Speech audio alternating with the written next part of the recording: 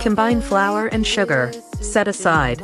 Melt butter and whisk in salt and cocoa powder. Add boiling water and stir. In a large bowl, whisk buttermilk, eggs, baking soda and vanilla. Combine the mixtures until fully incorporated. Grease the tray with butter and dust with flour. Bake on indirect grill for 25 minutes.